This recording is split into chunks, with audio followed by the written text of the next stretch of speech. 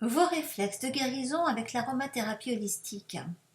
Alors c'est un sujet auquel j'ai pensé pour que la plupart de ceux qui m'écoutent aient de quoi se protéger des salles d'attente en fait, pour que vous puissiez vous débrouiller sans avoir recours aux réflexes classiques qui vont vous faire utiliser des anti-inflammatoires, des antidouleurs, des anti-fièvres, pour que vous paniquiez pas si vous avez le moindre petit symptôme qui peut faire penser à une infection bactérienne ou virale. Il y a énormément de moyens offerts par l'aromathérapie holistique pour vous en protéger, pour résoudre ces petits problèmes au niveau symptomatique. Alors c'est pas tout le temps, hein, c'est pas tout le temps que je donne des solutions symptomatiques. Je suis plutôt du genre à vous dire qu'il faut faire du sur-mesure tout le temps. Mais bon, là, c'est pour ça, je vous ai rassemblé quelques formules toutes prêtes qui ont toutes leurs chances pour vous soulager et vous faire tenir le coup, pour que vous puissiez, bon, peut-être même ne pas avoir besoin du tout d'aller consulter.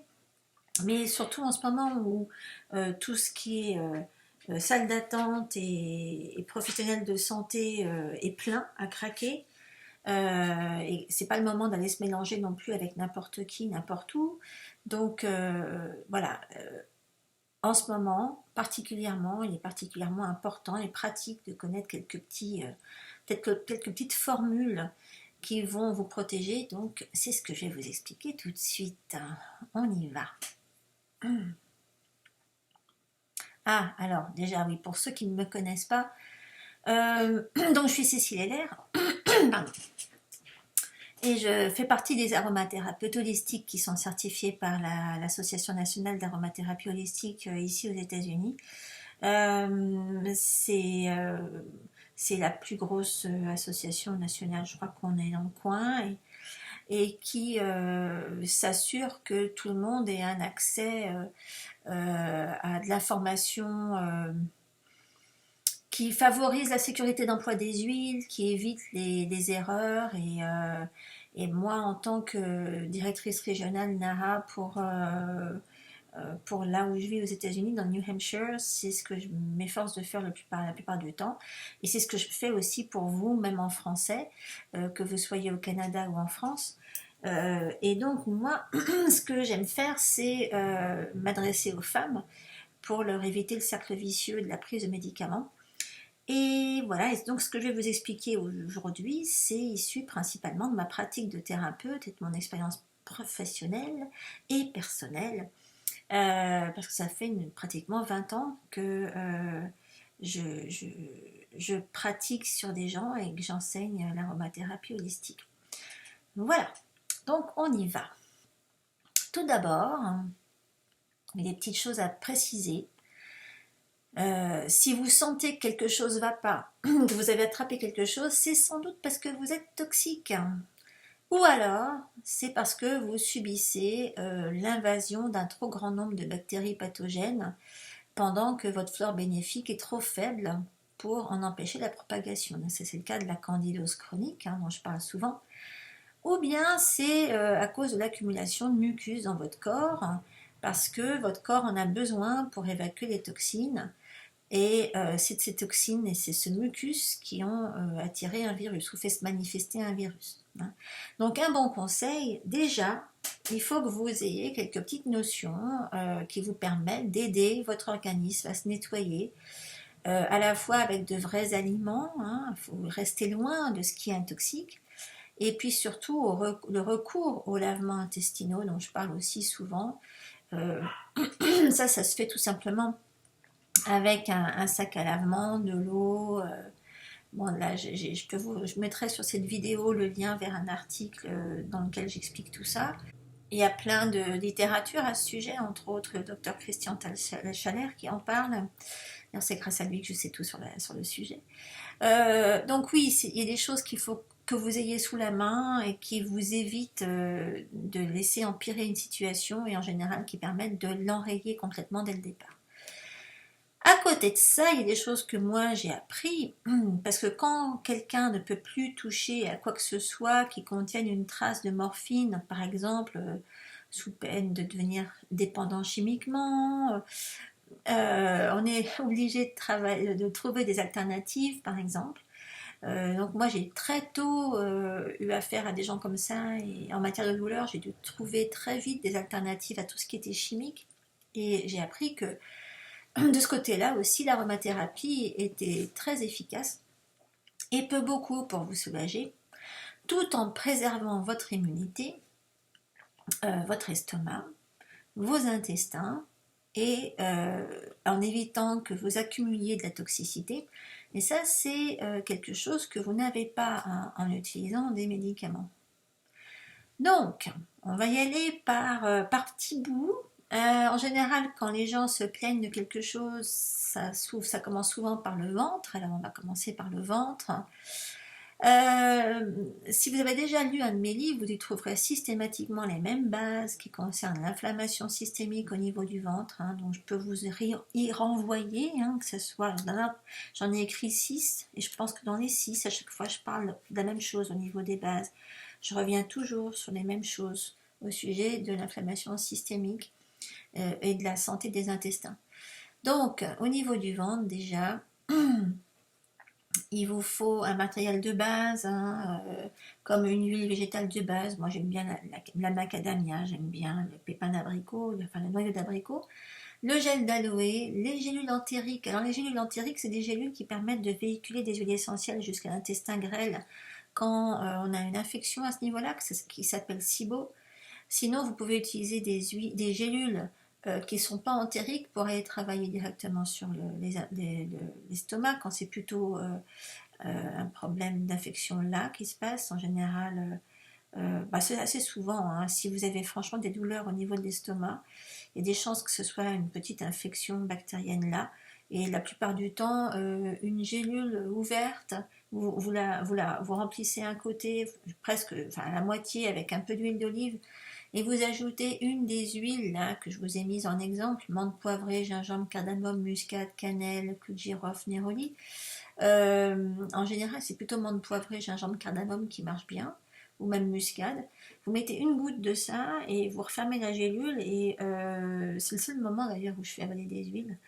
Curieusement, je ne fais jamais avaler les huiles essentielles pour qu'il y ait une action en général sur l'organisme. Mais là, quand il s'agit de nettoyer un problème, une infection bactérienne dans l'estomac, il faut malheureusement le faire rentrer directement. Et voilà, la gélule non entérique, parce que l'entérique c'est pour qu'elle puisse passer dans l'estomac sans être dissoute. Là, vous prenez une gélule normale, une double zéro, qui se trouve en ligne, vous allez sur Amazon ou à la pharmacie, normalement vous devriez en trouver. Et vous prenez une gélule comme ça au moment du repas. Et le truc, moi ce que je dis souvent à mes clients, c'est d'alterner. Vous prenez une fois une menthe poivrée, vous regardez ce qui se passe. Une fois une gingembre, vous regardez ce qui se passe.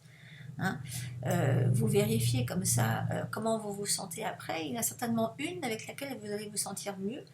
Et il faut très peu de temps en général pour enrayer ce genre d'infection. Okay, donc ça c'est pour les huiles essentielles qui touchent sur le ventre. Donc là je vous ai mis les spécialités, menthe poivrée c'est plutôt estomac, bouche, digestion, gingembre c'est plutôt digestion, cardamome c'est plutôt estomac, muscade aussi. Cannelle, c'est plutôt, moi je la garderais plutôt pour la bouche, pour ce qui est je vais vous donner une recette de rinçage de bouche, parce que j'éviterais, moi si j'étais vous, quand même d'avaler de la cannelle ou d'avaler du clou de girofle, parce que vous pouvez quand même, ça peut être quand même assez corrosif sur les muqueuses, sur l'œsophage ou sur l'estomac. Bon, on peut s'en passer, il vaut mieux utiliser les autres. Et le néroli, c'est très bien, c'est surtout pour les bébés en particulier, et dans les gélules entériques contre le SIBO. Si vous pouvez regarder, il y a plein de choses en ligne sur le SIBO, sur mon site, claudekimnaturel.com, vous regardez néroli. Donc, la bouche.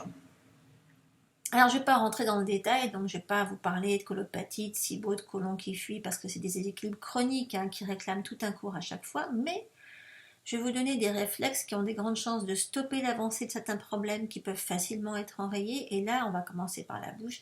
Et une des, à mon avis, choses les principales à savoir faire, c'est le rinçage de bouche. Vous pouvez faire votre rinçage de bouche, vous n'avez pas besoin d'attendre d'aller quelque part pour vous en acheter un, en plus qui va être plein de cochonneries dont vous n'avez pas besoin, entre autres alcool, produits sucrants. Hein. Là, avec 1 ml d'eau, 2 gouttes de cannelle, de menthe et de girofle, vous avez ce qu'il faut. Vous secouez avant de vous rincer la bouche avec. Vous pouvez vous gargariser. C'est, je pense, le rince-bouche parfait parce qu'il est extrêmement efficace, mais surtout, il vous attaque pas votre capital bactérien au niveau de la flore buccale. Il conserve tout ça.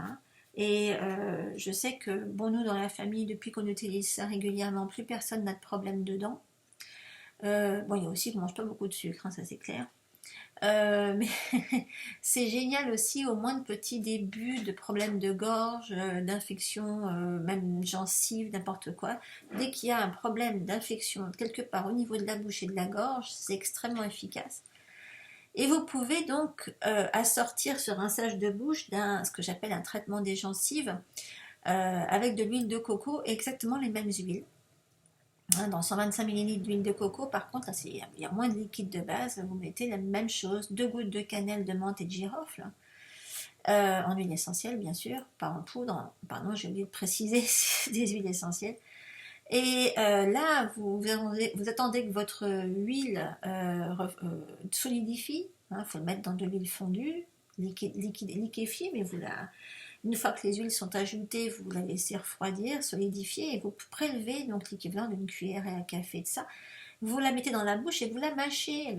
Elle va évidemment fondre, elle va se liquéfier, et vous la gardez dans la bouche au moins, je dirais, 10-15 minutes si possible, hein, et vous la faites circuler là-dedans. Et c'est un énorme détoxifiant de la bouche et c'est excellent pour les gencives. Et c'est quelque chose à utiliser dans les cas de n'importe quelle infection buccale, hein, et même les abcès. Alors, bon, évidemment, les abcès, l'idéal, c'est d'appliquer un cataplasme de bentonite, donc n'importe quel type de poudre, ça peut être de la verte, hein. Moi je préfère la bentonite blanche. Vous la diluez dans un petit peu d'eau, vous mettez ça sur un coton, vous mettez ça sur votre abcès, vous vous rincez avec le rinçage de bouche, vous vous traitez avec l'huile de coco aux huiles, et en général en 2-3 jours vous n'avez plus rien, hein. C'est assez radical. Ça de moins, vous n'avez pas besoin, si vous ne pouvez pas aller chez un médecin, chez un dentiste, quoi que ce soit, faites déjà ça. Même le temps, d'ailleurs, si vous avez pris rendez-vous, le temps de pouvoir vous y rendre, faites ça. En général, vous n'avez plus besoin d'y aller, d'ailleurs. L'estomac. Ça, c'est génial, hein. C'est ce que je vous disais tout à l'heure, un peu d'huile d'olive dans une gélule 00 avec une des huiles dont je vous ai parlé tout à l'heure durant les repas, ça suffit pour enlever le mal d'estomac. Si vous avez des problèmes de nausée, d'indigestion, ça va être plutôt l'amande poivrée ou le gingembre, que vous pouvez aussi, à ce moment-là, en cas de nausée et d'indigestion, vous n'avalez pas une gélule, hein. Vous vous appliquez, vous mélangez un petit peu d'huile de base, une cuillerée à café comme ça dans la main, vous la versez dans votre main, vous ajoutez une goutte de menthe poivrée ou une goutte de gingembre ou une de chaque et vous appliquez ça sur vos avant-bras. Et en général, ça fonctionne très bien. Pour la constipation, il n'y a rien de tel qu'un lavement intestinal à l'eau, hein, et qu'un massage de ventre aux huiles essentielles. Alors là, vous pouvez, pareil, vous diluez, vous mettez 5 gouttes d'huile essentielle de gingembre. Enfin, le mieux pour la constipation, c'est plutôt la sauge clarée. Vous mettez ça dans 5 gouttes de sauge clarée ou de poivre noir dans une cuillerée à café d'huile de base et vous allez masser le ventre avec ça. Hein. Et ça, c'est très très utile pour décoincer quelqu'un de constipé. Maintenant, si c'est l'inverse, si c'est la diarrhée, eh ben, vous ne mangez pas. Vous laissez tout sortir parce que si vous avez la diarrhée, c'est que votre corps doit évacuer quelque chose. Donc ne l'empêchez surtout pas de faire son travail. En cas de cystite, les réflexes, c'est vraiment d'utiliser le géranium à l'état brut, comme ça, pur, quelques gouttes, d'aller les mettre directement sur le ventre. L'amande poivrée diluée, pareil, sur le ventre. Par contre, là, je peux vous renvoyer, je mettrai ça sous la vidéo. Si vous avez ça régulièrement, je donne accès gratuitement au tout premier cours de ma formation qui s'appelle Santé intime et qui est consacré à tous ces problèmes de femmes. Et donc, vous aurez là plein de réponses par rapport à ça. Si vous avez des peurs d'avoir une cystite et d'avoir besoin de médicaments alors que vous ne pouvez pas joindre un médecin, d'ailleurs, il n'y a pas moyen, il n'y a pas de raison d'aller voir un médecin pour ça. Vous allez voir à quel point c'est simple de vous en débarrasser vous-même. Maintenant, l'anxiété. Bah oui, ça peut être une source d'anxiété de se dire, mon Dieu, si je suis coincée à la maison, si je ne peux pas aller trouver quelqu'un pour m'aider, s'il y a plein de monde dans les urgences, dans les salles d'attente, comment je vais faire? Ben, vous allez voir qu'il y a moyen de moyenner. L'anxiété qui prend au ventre en particulier, c'est pas la même, hein. Celle-ci, on ne va pas utiliser les mêmes choses que pour celle qui est liée au stress tout simple. Il y a beaucoup d'huiles qui ont des spécialités par rapport à l'anxiété. Mais bon, pour simplifier, pour vos huiles essentielles, si vous avez une anxiété qui se porte sur le ventre directement et qui vous envoie aux toilettes directement, il faut que vous utilisiez l'angélique racine. Celle-ci, c'est l'huile qui est très fortement sédative. De toute façon, elle est excellente pour énormément de choses. Je ne vais pas vous mettre tout le détail ici, ça serait trop long. J'ai un livre qui vous la décrit, c'est dans l'essentiel de l'équilibre. C'est mon manuel d'aromathérapie holistique. L'angélique racine fait partie de ces huiles qui qui empêchent que l'anxiété vous irrite le ventre. De toute façon, ça agit sur votre source d'anxiété. Hein. Elle va traiter ça à la racine. Si vous avez plutôt un problème de stress en général qui est source d'anxiété, qui ne se porte pas forcément sur le ventre, je vous renvoie plutôt vers la bergamote. Et celle-ci, elle a cet intérêt-là, c'est qu'elle est anti-stress en remontant l'immunité. En fait, c'est l'huile qui va agir sur votre immunité en étant anti-stress. Ça n'a pas de rapport avec une huile classique qui est immunorégulatrice comme l'arbre à thé, par exemple. Là, c'est vraiment, elle est très bonne pour être anti-stress. Il y a aussi l'encens d'oliban qui est une de mes favorites et qui a l'avantage d'aider à respirer. C'est une huile que je donne aux asthmatiques. Hein. Ça agit à la fois sur, souvent hein, les crises d'asthme viennent d'une anxiété, d'un stress. Hein, c'est un déclencheur. Si vous avez de l'encens d'oliban sur vous, mélangé aux autres huiles qui sont très anti-asthme, comme le Cedrus atlantica et le citron, qui sont mucolytiques, en général, vous n'avez pas de problème. Et puis, vous avez la rose, qui est l'ingrédient principal contre la détresse, que vous n'avez pas besoin, bien sûr, elle coûte cher, vous n'avez pas besoin d'en avoir beaucoup, vous pouvez diluer une goutte dans des petits roll-on de 10 ml, comme ça, en verre, qui contiennent, vous remplissez, vous mettez d'abord votre goutte de rose dans le roll-on, après vous rajoutez le reste d'huile de base là-dedans et vous pouvez vous utiliser la petite bille pour vous en appliquer au niveau des poignets autant que vous voulez et la respirer. Hein. C'est une façon très économique d'avoir de la rose à portée de main tout le temps. Donc ces huiles-là, vous ne pouvez pas les utiliser à sec, comme on dit. Il faut absolument qu'elles soient diluées, hein, seules ou associées selon les ratios de dilution. Ça, je ne peux pas vous faire un cours là-dessus ici, ça ne serait pas le sujet, mais je vous renvoie encore à ce que j'explique dans l'essentiel de l'équilibre. Et évidemment dans mes formations, hein, à savoir surtout dans Aroma Pro Simplifié, Aroma Pro Master. Et là, vous appliquez tout ça en massage sur la poitrine et les avant-bras, hein, en particulier. En fait, parce qu'il y a des méridiens qui passent là et qui font que ça va agir en particulier sur votre état nerveux. Hein. Bon, en règle générale, ça fait d'une pierre deux coups. Après, les infections. Alors, je voudrais préciser que au sujet des infections, que dès que votre immunité est défaillante, eh ben, on est prédisposé. Mais comme une immunité défaillante est souvent le produit d'une accumulation de toxines, ce qu'on va interpréter comme étant une infection est souvent une tentative de détoxification de la part du corps qui va du coup faire intervenir ses propres moyens d'assainissement. Donc il ne faut pas les interrompre, mais plutôt les rendre les plus faciles à vivre. Okay. Donc moi en général, quand si je me dis, ah tiens, j'ai attrapé un truc, je comprends tout de suite que c'est parce que oui, j'ai accumulé pas mal de cochonneries en fait, et que bon, bah, mon corps va tout faire pour sortir ces cochonneries, pour les évacuer, et je vais certainement pas aller bloquer le processus. Je vais utiliser des huiles, comme ce que je vais vous expliquer là, qui vont rendre les choses les plus faciles, qui vont stimuler l'évacuation pour que ça aille le plus vite possible. Et c'est ce qui fait que quand moi j'attrape ce qu'on appelle une grippe, ben en général ça me dure 1 à 2 jours grand maximum, alors qu'il y en a qui font l'inverse, qui vont combattre le processus et pour qui ça va durer une semaine à 15 jours.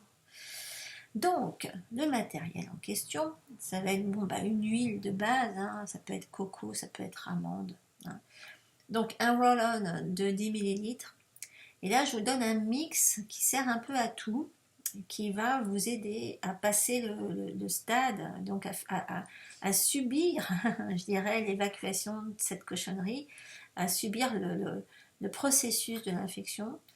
Avec du citron, de la lavande aspic, de la Ravensara aromatica, du géranium. Donc ça, c'est ce qu'on met dans le roll-on, on complète avec l'huile et on s'en applique sur la poitrine, sur les avant-bras de préférence. Alors je vous donne quelques détails sur ces huiles. La lavande aspic, donc c'est Lavandula latifolia, c'est pas la même que Lavandula angustifolia, qui est la lavande vraie. Hein, qui est plutôt utilisée pour traiter les problèmes nerveux, je dirais. Elle est très bonne, l'aspic, pour tout ce qui est angine. C'est vraiment l'huile des angines. Hein. Si vous sentez que ça vient, vous pouvez en mettre directement juste là sous la mâchoire. Hein. Piqûre d'insectes, virus. Le géranium, c'est pareil, c'est l'huile des herpès, de l'acné, des mycoses. Le citron, c'est l'huile qui va vous aider à travers les contagions, la sinusite. L'épinette noire, c'est une très bonne huile anti-infectieuse qui marche très bien en cas de problème de dents, de cystite et de zona. Bon, pour le zona, elle est associée à d'autres huiles, hein, mais bon, si vous avez qu'elle, c'est déjà ça. Et le Ravensara aromatica, c'est contre la mononucléose et la grippe.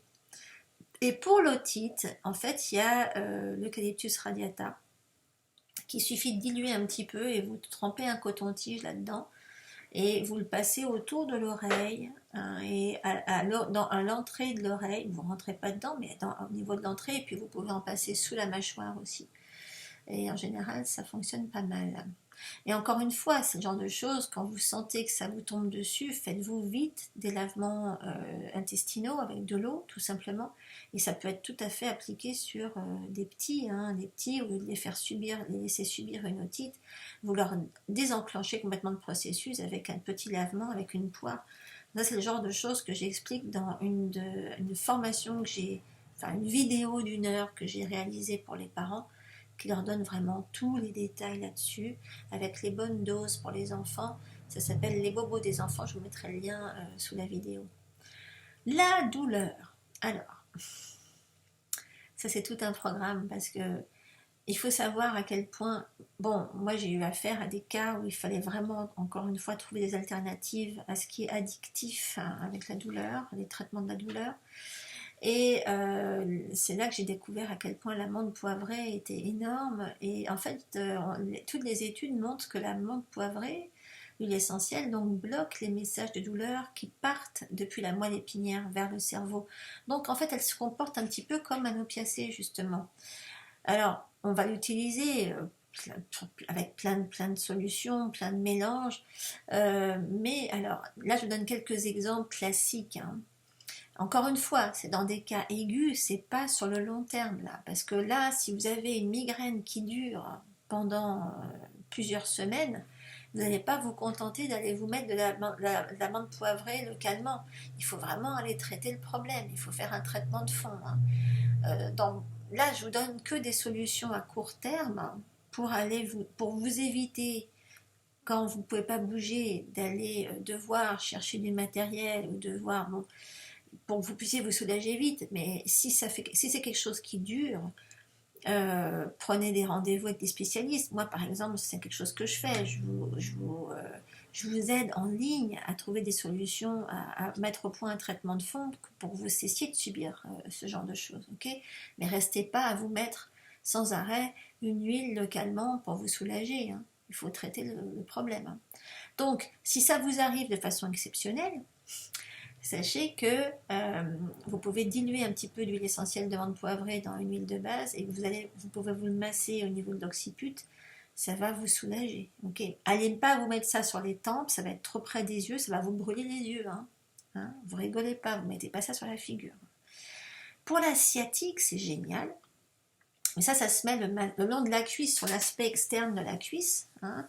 Depuis le haut de la hanche jusque, enfin vous partez de l'extérieur du genou et vous montez le haut de la hanche et vous passez sur l'os de la hanche, là, le bassin, et vous descendez le long de enfin, vous suivez le trajet de la sciatique, hein, c'est pas dur, et commencez par le genou.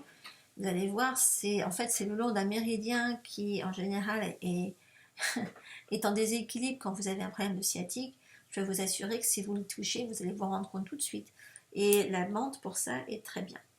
Si c'est une entorse par exemple et que vous avez la cheville qui a doublé de volume, là n'essayez pas de mettre une huile et n'essayez pas de la faire rentrer en appuyant bien et tout. Non, non, prenez du gel d'aloe, hein, une cuillerée à café de gel d'aloe, vous mettez 5 gouttes de menthe là-dedans et vous étalez le gel sur la plaie, enfin la plaie, le gonflement, le bleu, si c'est en train de changer de couleur, en couche épaisse, et vous touchez pas. Hein. Bon, si c'est trop difficile au début, vous bougez pas votre pied, mais normalement, ça devrait être.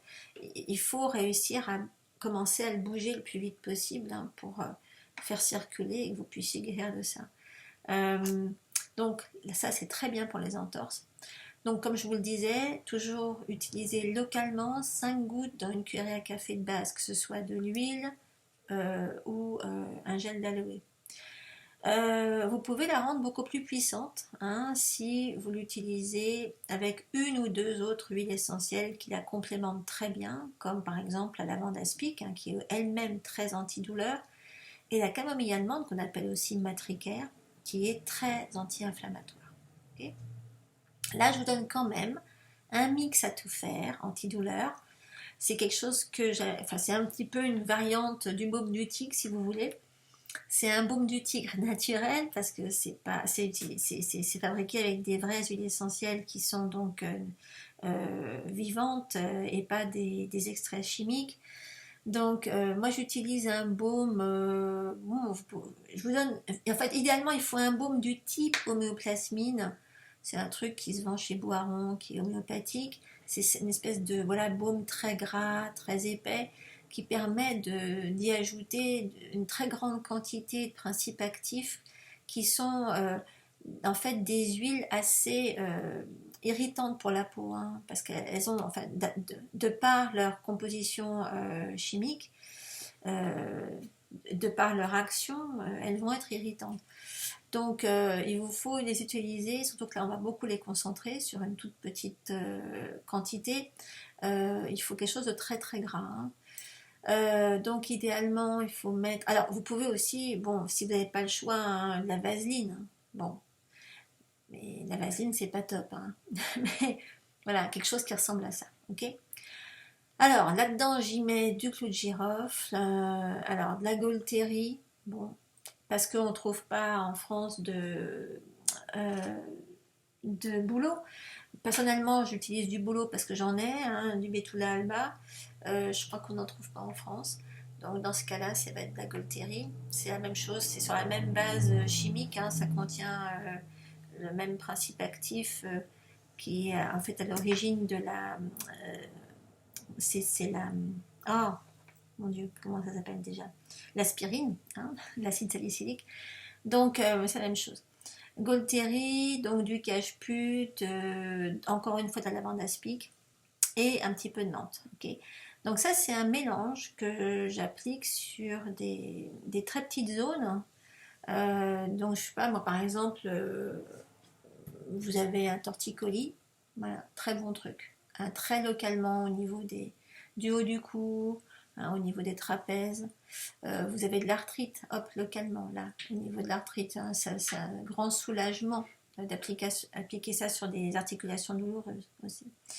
Donc, articulation, muscles douloureux pendant une grippe, aussi en cas de cancer, ça marche très bien, à appliquer très localement. Oui, il n'y a pas de contre-indication à utiliser ce mélange sur un cancéreux. De toute façon, le problème avec quelqu'un qui a un cancer, il ne faut pas lui faire de massages qui vont stimuler la circulation, stimuler l'élimination au niveau des ducts lymphatiques, des évacuations lymphatiques. Mais donc localement, ça, c'est absolument aucun problème, c'est très bien toléré. D'ailleurs, à ce sujet, quand vous avez toujours mal quelque part, il y a le stress de la douleur. Et ce stress associé à la douleur, en général, exacerbe la douleur. Donc là, je vous mets une formule aromatique anti-stress associée à ce baume que je vous ai donné. C'est pour une application locale sur un adulte, mais à ce moment-là, vous ne le mettez pas là où la personne a mal, vous lui mettez ça plutôt au niveau de la poitrine, parce que ça va agir sur le système nerveux. Hein. Et là, vous allez mettre de l'encens, du vétiver, de la camomille romaine, de l'ylang-ylang. Ça, c'est des doses pour adultes hein, que je suis en train de vous donner. Hein. Mais j'ai précisé ici, c'est pour adultes hein, surtout. Encore une fois, si vous voulez ce genre de choses pour les enfants, je vous donnerai le lien sous la vidéo. Donc là, vous massez la poitrine et les avant-bras avec ce mélange-là. Vous pouvez emporter le flacon avec vous pour le respirer, pour continuer à travailler sur ce stress de la douleur. Vous pouvez aussi diffuser ces huiles-là dans la chambre de quelqu'un qui souffre, de quelqu'un de malade. Hein. Vous pouvez l'aider avec ça. Évidemment, il faut parler des douleurs de règles. Hein, ok, donc là, on va parler antispasme. Un très bon antispasme avant les règles, c'est à base de géranium, de lavande vraie, de marjolaine à coquille, de camomille allemande, dans un peu d'huile de coco. Ça, c'est à masser sur le ventre. Ok, vous pouvez le masser surtout autour des pieds, autour des chevilles. Ça agit sur ce qui en général provoque la stagnation du foie. Enfin, là, si vous voulez masser sur les pieds et les chevilles, vous évitez la stagnation du foie qui en général est à l'origine de ces douleurs-là. Ce qui vient aussi avant les règles, c'est l'anxiété. Donc vous pouvez vous faire un petit mix exprès à mettre sur la poitrine. Donc avec bergamote, géranium, lycée citronné, damiana, dans de l'huile de coco, pareil. Ça c'est à volonté, hein. Il n'y a pas de raison de se limiter, il n'y a aucune interaction entre les deux, d'ailleurs avec n'importe quoi. Ça peut être même un mix que vous utilisez quand vous voulez, quand vous savez que vos règles vont arriver, vous pouvez même l'utiliser en avance, hein, à titre préventif. Maintenant, parce que je sais que tout le monde me pose la question à chaque fois, je vous ai fait un petit récap sur les histoires d'interférences, les possibles interférences, ok. Les doses que j'utilise là, c'est tellement faible qu'il y a vraiment très peu de risques qu'il y ait des interactions. Il faut savoir quand même que la menthe, donc la mentha piperita, peut altérer l'action de la nifedipine qui est utilisée dans les pathologies cardiaques, qui va interférer avec la circulation des ions calcium. Donc voilà, c'est possible. Encore une fois, je pense qu'il faudra en utiliser beaucoup pour que ça se produise.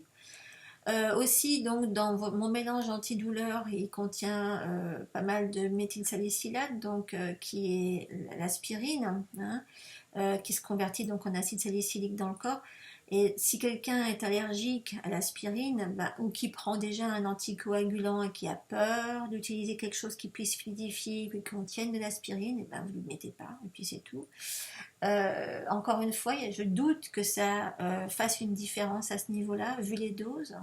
Mais comme ça, si vous êtes praticien et que vous ne voulez surtout pas vous mettre dans une situation où on puisse vous le reprocher, ne le faites pas. Okay, si c'est à vous que ça arrive, que vous souffrez, que vous voulez tenter le faire, si vous voulez essayer de le faire, moi je vous dis, ne vous en privez pas, surtout faites-le. Hein. Donc si des médicaments sont administrés par patch, par la peau, ne mettez pas d'huile au même endroit. Voilà. Ça, c'est les grandes recommandations dans ces cas-là de sécurité d'utilisation des huiles. À propos de sécurité d'utilisation, je vous mettrai aussi avec la vidéo le lien vers une vidéo que je donne, c'est le tout premier cours que je donne à mes élèves Aroma Pro, qui leur apprend justement la sécurité d'utilisation des huiles. Je vais vous le mettre pour que vous ayez accès à ça et que ça vous facilite les choses, que vous n'ayez pas que vous ne soyez pas restreint par la peur de mal faire. Okay, il y a aussi d'autres outils qui vont vous aider à éviter les inhibitions, à vous lancer le plus possible. En particulier mon livre sur la douleur, donc c'est l'équilibre antidouleur. Vous apprenez vraiment quelles sont les douleurs qui sont à ne pas essayer d'éliminer. Voilà.